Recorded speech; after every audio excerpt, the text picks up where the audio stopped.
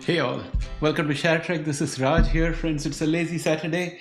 I'm recording this around 3 o'clock, and the question I want to answer for all of you guys, I guess most of you who came and joined this channel looking for genomic content, are wondering, Raj, what happened? Why don't we see more genomic videos? The problem is, as a content creator, I want to do a few things before I put out a video. One is I want to be sure that the source of information is correct. Second thing is I want something substantial to talk about in a video. And the third thing is I don't want to repeat old stuff again and again. I don't want to do clickbait either.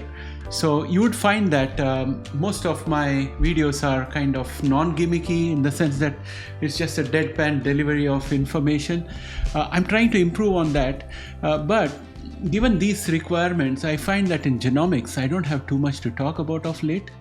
And today in this video I'm going to talk to you about what I think about genomics and why we are still a genomics channel and we may have good content going forward. So please watch this video until the end and let me know if you also feel the same, because I bet most of you feel the way that I feel. The only difference is that you don't have to make content and I have to, and that's the difference. Okay, so let's begin with the most obvious thing.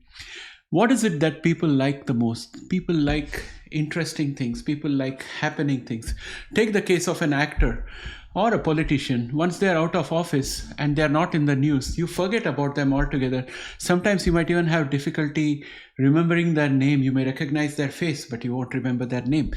That kind of a thing happens very often. And the same thing is true with stocks. Some of the stocks which are exciting have got some news happening every now and then. It's good publicity. Being in the limelight, being in the news is a very good thing for all the stocks. If you look at the current situation, you have a lot of news every day about something around AI. The term AI is a buzzword, and that helps NVIDIA, that helps SMCI, that helps the entire semiconductor stocks. It also helps the Mag 7 stocks because you have got AI in all of those things. So that's where the attention is. And if you imagine that you went into a country fair, I mean, the place where people gather is the most happening place. And because the place is sucking in all the people, other stalls are left empty. That's what is happening in the stock market. Everybody is going towards the more exciting things. Everybody is going towards a place where there is money to be made because the stocks are moving up quickly, dividends are being paid, and all those kind of things. And those things are not happening in genomics. I might be very critical of Elon Musk and his leadership of Tesla. Of course, I've lost a lot of money on Tesla. You guys know the story. I have no Tesla stocks anymore. But I'll give credit to Elon Musk. He brings attention and energy into Tesla. And investors, there is a lot of fanboy club, and investors just pour in money. And the stock keeps on going up. And the same thing seems to be happening with Palantir also, for that matter, because Palantir has got no bottom. It keeps on going up, up and up, and it's pretty scary how high it is going. However good the stock might be, the multiples have to make sense, right? So that is the other extreme. On the other extreme, we have genomic stocks. I have always appreciated the leadership of Samarth Kulkarni for CRISPR Therapeutics. He's a perfect CEO in my opinion. Got his head down to the ground, working hard, focusing on building the pipeline, focusing on building alliances and delivering on the alliances, focusing on keeping a healthy balance sheet, tight cost control, everything by the book. In an ideal world, this stock should be worth a lot. CRISPR should be worth a lot. But we are not living in an ideal world, unfortunately. And the share market is an aggregation of everybody who participates in it. And there are professional investors, there are retail investors like us, and then there are pure gamblers who just come in and throw the money around. In terms of gambling, look at the DJT stock. DJT stock doesn't deserve the value that it has right now, but it is still going to go further up because it's a meme stock. There is a lot of money going into it, and those people are going to burn their fingers. And there is no price to earnings or any kind of calculus involved in that thing. It's just purely gambling. It's purely it's like sponsoring corruption. Basically, the idea is that Trump would become president and suddenly Truth Social will become the magnet for everything, and there'll be a lot of money to be made. So that's what the play is all about. So in this environment, genomic stocks are struggling.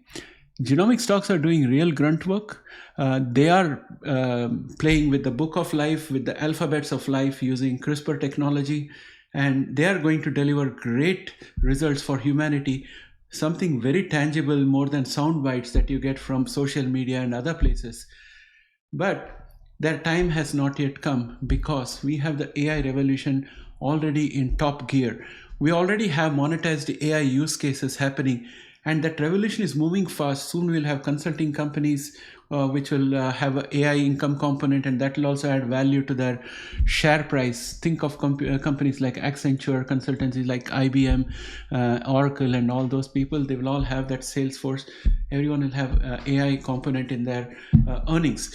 So it's moving at a gallop. And considering that, if you look at genomics, CRISPR is the only company which has got a monetized product, and we have just about started this year receiving some money out of it. Probably in the next earnings report, we'll get information about how much CRISPR has got for Casgevy from Vertex.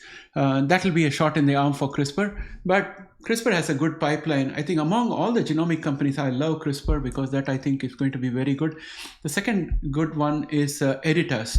And Editas, because it has got the IP in its hand, but it needs to have more companies monetizing CRISPR-based therapies so that they pay IP royalties to them, and that's when it will pick up. Their own therapies are still in clinical trials, and nothing has been monetized yet. Now, if you leave these two, then we look at some companies which are building the shovels for the genomic highway, and those are Illumina and PACB. Illumina is fantastic now, having done the misadventure of taking over Grail against the regulators' wishes. I think we are on a mend right now, and Illumina is steadily moving upwards, and I have some Illumina shares. PACB is also recovering of late. PACB has got a financially challenging situation, but they are still valiantly fighting it, and the stock is improving. So overall, these are the four stocks that come to mind.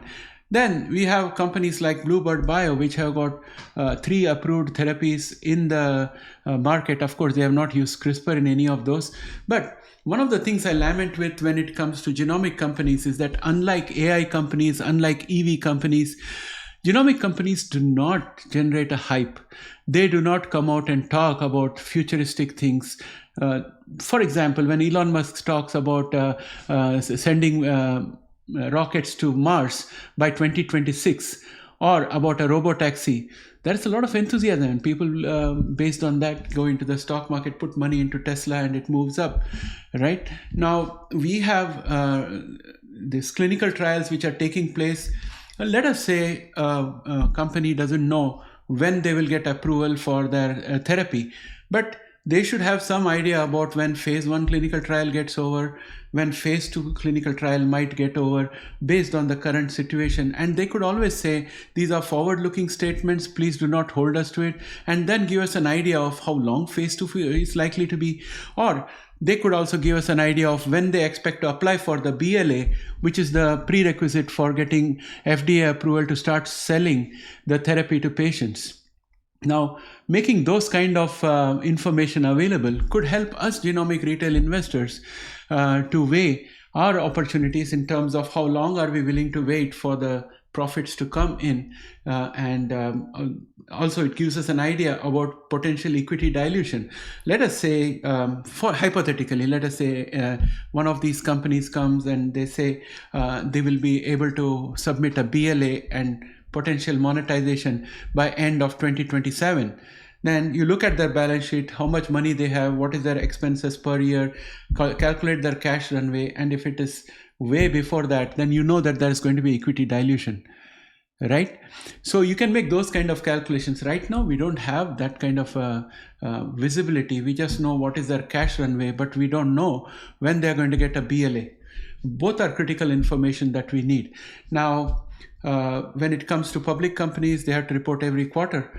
So there is an opportunity every quarter for the CEO or the CFO or the investor relations officer to come out and give us some information like this.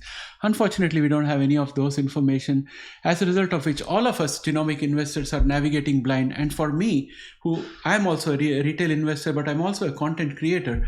So when I look for information for myself, when I want to invest in genomics, and when I look at creating content for our genomics audience, I find that I have very small, slim pickings, and some of them are not even worth making a video about.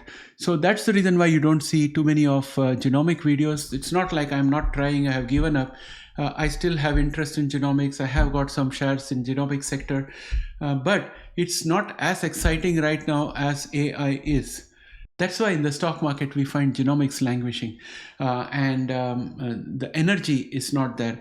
So I would be really happy to see one of these CEOs come out and give us some kind of vision of where they see their pipeline going, where they see their monetizations happening, some ballpark at least, and generate some excitement among the shareholder base and among the market participants.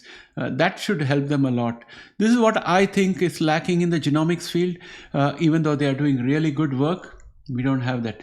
The other factor that has come to light more recently is the fact that these gene therapies are very expensive. By nature, they are expensive, and it's expensive to administer them as well. They need special facilities and other things. So that's the other aspect that worries many investors. How do we tackle this cost problem? That's one question. The second question is, if a therapy is not successful, it's probably because it's not reached all the cell types that it's supposed to go to. So delivery mechanism is another aspect. The penetration of the payload into the various cells is another question. And a lot of work is being done on that, and some progress are happening. And if the companies could report those progress, it would be great. Now, in this context, I have an interview coming up with the CEO of Caring Cross, and they have come up with a way of reducing the cost of creating these gene therapies and making it more affordable and easily accessible to patients. So watch out for that interview. That would be recorded in the first week of November, and I'll release it to you guys probably in the middle or end of November, after getting it vetted through those people who are handling this interview. And you will see that there's a lot of work going on. It's not like genomics is static. It's just that we don't know, as retail investors, what is happening in there. We have no way to know it unless you're working in one of these companies and you're going to their conferences, industry conferences and networking. Unless you're doing all those things, you won't have the excitement and the buzz, and you won't know what is happening. And that's exactly what is ailing the genomics stocks. Once that thing is taken care of, I think we'll see the share prices gallop even without a monetized product.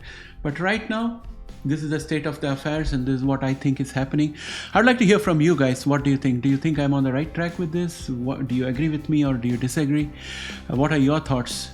Please let me know in the comment section, and let's have some engagement on this topic.